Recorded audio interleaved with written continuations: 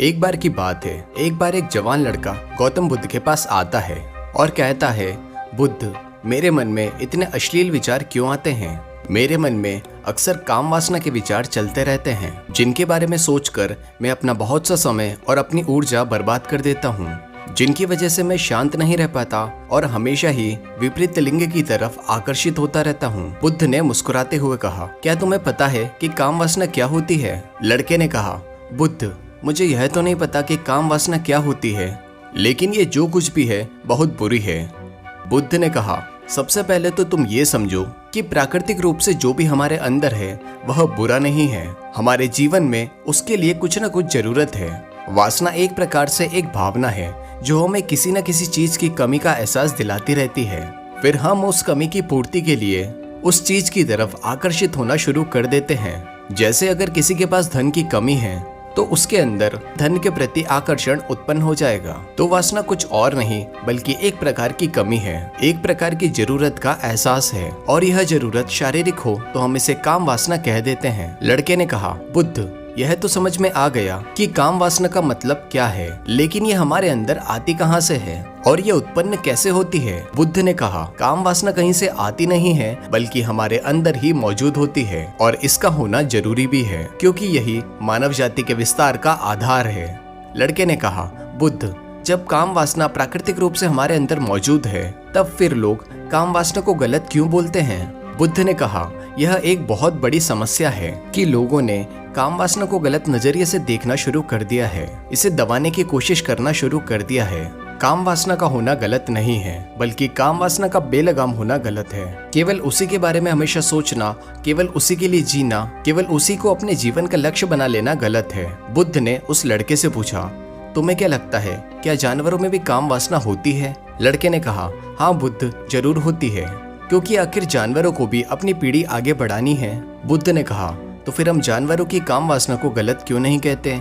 लड़के ने कहा, पता नहीं बुद्ध, कृपया करके आप ही बताएं। बुद्ध ने कहा, क्योंकि जानवर अपनी काम वासना का उपयोग सिर्फ संतान उत्पन्न करने के लिए करते हैं, उससे खुशी प्राप्त करने के लिए नहीं, और ना ही सुख भोगने के इरादे से, क्योंकि जानवरों को प्रकृति ने इतने सोचने और समझने की शक्ति नहीं दी कि वो अपनी काम वासना को अपने क्षणिक सुख का आधार बना सकें, जबकि हम इंसान अपने सोचने और समझने की क्षमता का उपयोग करके प्रकृति में पाई जाने वाली हर चीज का अपने सुख और आनंद के लिए उपयोग करने का प्रयास करते हैं। हम इंसानों ने काम वासना के साथ भी यही किया है, इससे अपने आनंद और भोग का आधार बना लिया है। जिस भावना को प्रकृति ने मानव जाति का अस्तित्व बनाए रखने के लिए हमारे अंदर डाला था, उसे हम लोग जीवन का सर्वोपरि लक्ष्य बना देते हैं, और इंसानी काम वासना का ये बेलगाम होना ही इसके गलत होने का कारण है। लड़के ने कहा, बुद्ध, लेकिन ये काम वासना हावी होती क्यों है? इसके बेलगाम होने का कारण क्या है? बुद्ध ने कहा, काम वासना के बेलगाम होने के 4 बड़े कारण हैं, और इसका पहला कारण है जीवन में बड़े उद्देश्य का ना होना। बुद्ध ने उस लड़के से पूछा, जब तुम किसी काम में व्यस्त होते हो तब भी तुम्हारे दिमाग में अश्लील विचार आते हैं? लड़के ने कहा, नहीं बुद्ध, जब मैं व्यस्त होता हूँ तो मेरे दिमाग में अश्लील विचार नहीं आते। बुद्ध ने कहा, हमारे दिमाग एक बार में सिर्फ एक चीज के बारे में ही सोच सकता है, इसलिए हमारे दिमाग में जब कोई दूसरे विचार चल रहे होंगे तो अश्लील विचार आ ही नहीं सकते। अगर हमारे जीवन में कोई बड़ा और स्पष्ट लक्ष्य है और हम उस लक्ष्य के प्रति पूरी तरह समर्पित हैं, तो हमारे पास कभी इतना समय ही नहीं होगा कि ये फालतू विचार हमारे मन में घर कर सकें। और अगर ऐसे विचार उठते भी हैं तो हमारे मजबूत लक्ष्य के विचार इन्हें आसानी से हमारे मन से विस्थापित कर देंगे। लेकिन असल समस्या यह है कि अधिकतर लोगों के पास एक मजबूत और स्पष्ट लक्ष्य की कमी होती है। बुद्ध ने कहा, काम वासना के बेलगाम होने का दूसरा कारण है इसे गलत बताकर दबाए जाने की कोशिश करना। लोगों के एक बड़े तबके ने कामुकता को हमेशा ही शक की नजरों से देखा है, और इसका सबसे बड़ा कारण है कि हमने अपने यौन अंगों को शरीर के बाकी अंगों की तरह स्वीकार नहीं किया, जबकि हमारे यौन अंग भी बाकी अंगों की तरह जैसे हाथ, पैर, मुंह बाकी अंगों के समान ही है। ये बस एक अंग है जो अपना काम करते हैं, जिसके लिए प्रकृति ने उन्हें बनाया है, लेकिन हमने इन प्रजनन अंगों को कुछ ज्यादा ही रहस्यमय बना दिया है। और जब कोई चीज रहस्यमय बन जाती है, उसके प्रति लोगों की एक अलग ही रुचि जागृत हो जाती है, जिसकी वजह से लोग जाने अनजाने में काम वासना के प्रति आकर्षण महसूस करते हैं। बुद्ध ने आगे कहा, जब किसी विचार को दबाने का, उसका दमन करने का प्रयास किया जाता है, तब वह विचार और मजबूती के साथ उभर कर बाहर आता है। और यही काम वासना के विचारों के साथ भी किया जा रहा है। बुद्ध ने कहा, अगर मैं तुमसे कहूँ कि आम के बारे में मत सोचना, तो तुम्हारे मन में पहला चित्र किस चीज का आया? लड़के ने कहा, बुद्ध, मेरे मन में पहला चित्र आम का ही आया। बुद्ध ने कहा, इसी प्रकार जब हम अश्लील विचारों को जबरदस्ती रोकने का प्रयास करते हैं, तो वो और मजबूती के साथ हमारे अंदर उठते हैं। इसीलिए कभी भी विचारों को दबाने की कोशिश ना करें। लड़के ने कहा, हाँ बुद्ध, यह तो मैंने भी महसूस किया है।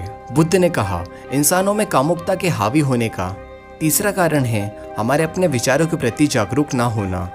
हमारे मन में कैसे विचार चल रहे हैं, इस पर हम कभी ध्यान ही नहीं देते। हमारे मन में उठने वाले विचारों के बारे में एक अनूठी बात यह है कि जब हम किसी एक चीज के बारे में विचार करते हैं, तो हमारा मन उसी से संबंधित और भी विचार हमारे सामने रखना शुरू कर देता है। और ऐसे ही हमारे मन में विचारों की एक श्रृंखला बन जाती है, जिस पर हम उलझ कर रह जाते हैं। ठीक ऐसा ही होता है अश्लील विचारों के साथ। हमने एक बार किसी को देखकर अपने मन में एक अश्लील विचार पैदा किया, फिर हमारा मन अपने आप ही अश्लील विचारों की श्रृंखला बना देता है, जिनके बारे में सोच सोच कर हम अपना बहुत सा समय और अपनी ऊर्जा बर्बाद कर देते हैं। इसीलिए पूरी जागरूकता के साथ हमारे मन में उठने वाले विचारों पर ध्यान देना जरूरी है।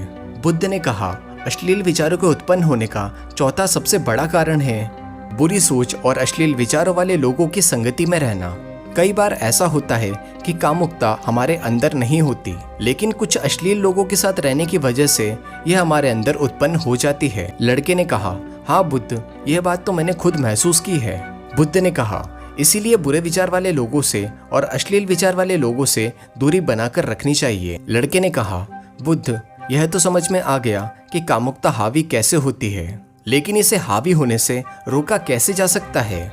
बुद्ध ने कहा, सबसे पहले तो तुम ये समझो कि काम वासना की ऊर्जा को रोका नहीं जा सकता, इसे सिर्फ रूपांतरित किया जा सकता है। और इस ऊर्जा को रूपांतरित करने के दो तरीके हैं, पहला है प्रेम और दूसरा है ध्यान। जब हम सच्चे प्रेम में होते हैं, तो हमारे अंदर की कामुकता की ऊर्जा हमारी खुशी और हमारे आनंद में परिवर्तित हो जाती है। लेकिन ज्यादातर लोग शारीरिक आकर्षण को ही प्रेम मानते हैं, जो कि ऊर्जा का व्यय करता है, रूपांतरण नहीं। काम वासना की ऊर्जा को शरीर के अंदर ही रूपांतरित करने का सबसे सफल तरीका है ध्यान।